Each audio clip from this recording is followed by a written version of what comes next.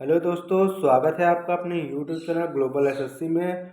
आज हम डिस्कस करने वाले हैं संपूर्ण भारत संविधान में इतिहास पार्ट 2 के। तो आइए शुरू करते हैं। पिछले वीडियो में हमने 1813 का राजपत्र पढ़ा था।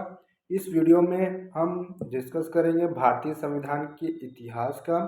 1833 का राजपत्र, 1853 का राजपत्र, 1858 का अधिनियम, भारतीय परिषद अधिनियम 1861 और शाही उपाधि अधिनियम 1876 और भारतीय परिषद अधिनियम 1892 का।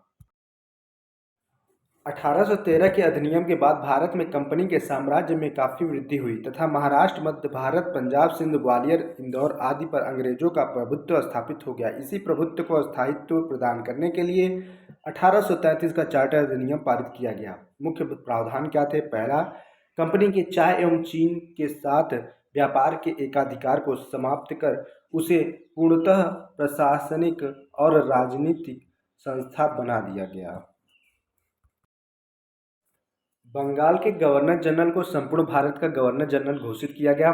संपूर्ण भारत का प्रथम governor general Lord William Bentinck बना। भारत के प्रदेशों पर कंपनी के सैनिक तथा असैनिक शासन के निरीक्षण और नियंत्रण का अधिकार भारत के गवर्नर जनरल को दिया गया। भारत के गवर्नर जनरल की परिषद द्वारा पारित कानूनों को अधिनियमित की संज्ञा दी गई। विधि के संहिताकरण के लिए आयोग का गठन का प्रावधान किया गया। भारत में दास प्रथा को गैर कानूनी घोषित किया गया। फलस्वरूप 1843 में भारत में दास प्रथा की समाप्ति की घोषणा हुई। इस अधिनियम द्वारा यह स्पष्ट कर दिया गया कि कंपनी के प्रदेशों में रहने वाले किसी भी भारतीय को केवल धर्म, वंश, रंग या जन्म स्थान इत्यादि के आधार पर कंपनी के किसी पद से जिसके लिए वह योग्य हो वंचित नहीं किया जाएगा। इस अधिनियम द्वारा भारत में केंद्रीकरण का प्रारंभ किया गया, जिसका सबसे प्रबल प्रमाण विधियों को संहिताबद्ध करने के लिए एक आयोग का गठन था।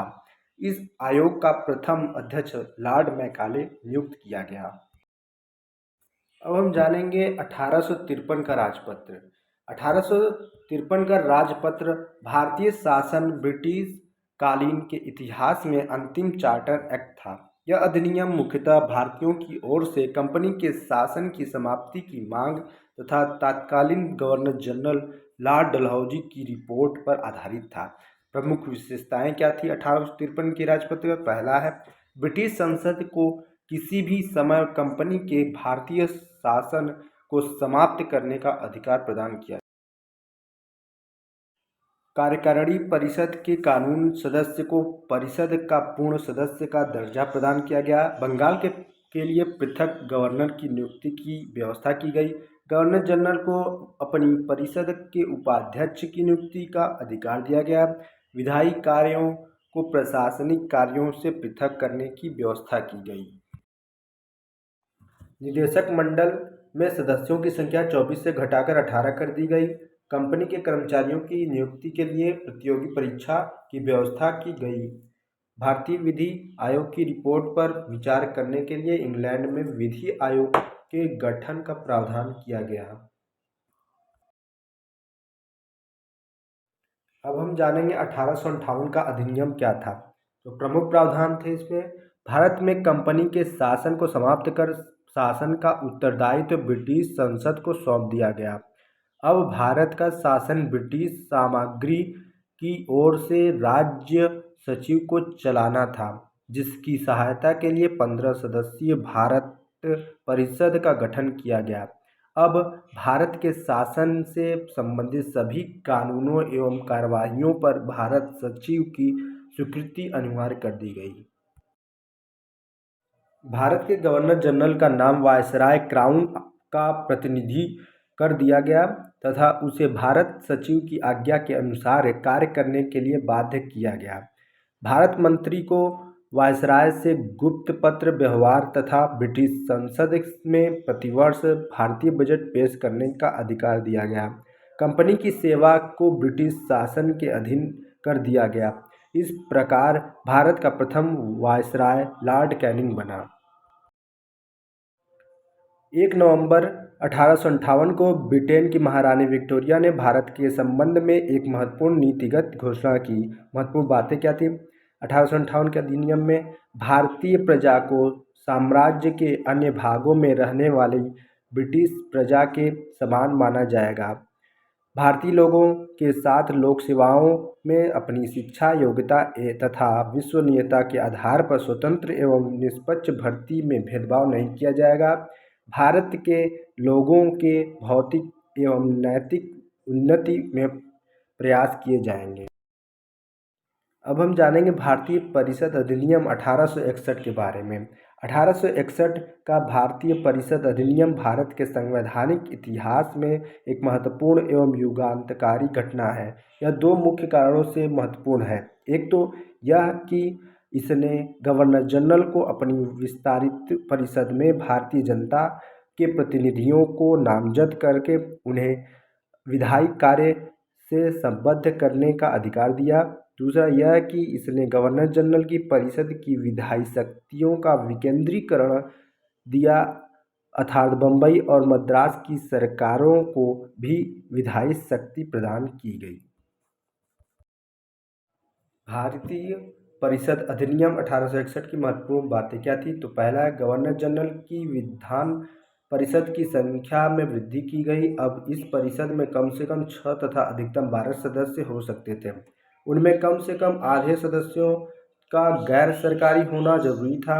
गवर्नर जनरल को विधायी कार्यों हेतु नए प्रांत के निर्माण का तथा नवनिर्मित प्रांत में गवर्नर या लेफ्टिनेंट गवर्नर की नियुक्ति करने का अधिकार दिया गया। गवर्नर जनरल को अध्यादेश जारी करने का अधिकार दिया गया।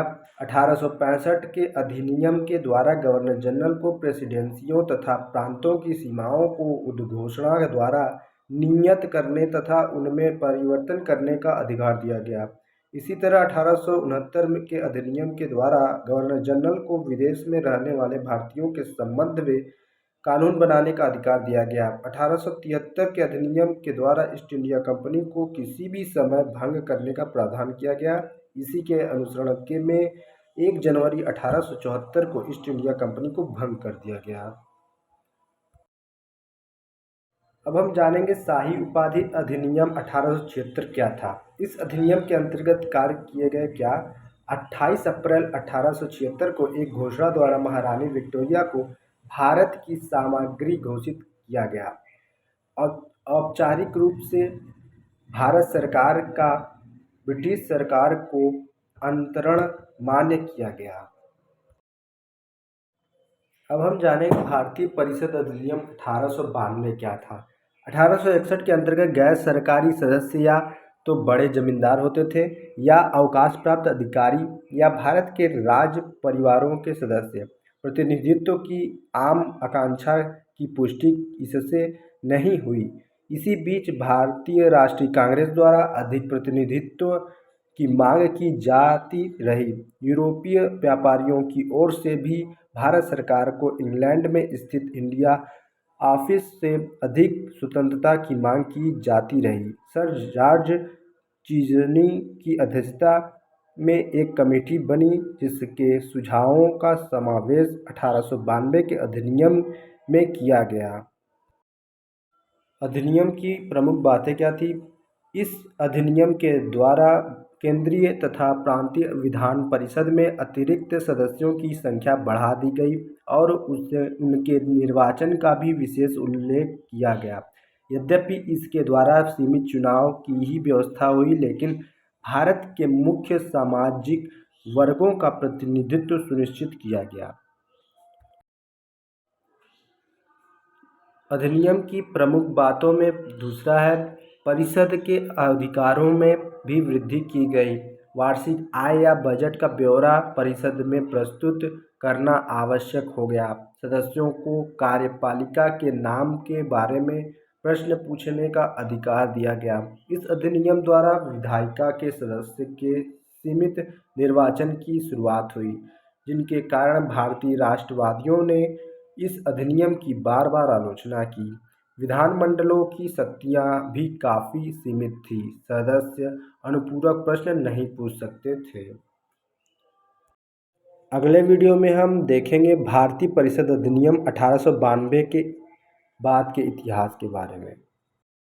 तो दोस्तों, अगर वीडियो पसंद आए तो लाइक करें, शेयर करें, सब्सक्राइब करें। धन्यवाद दोस्तों।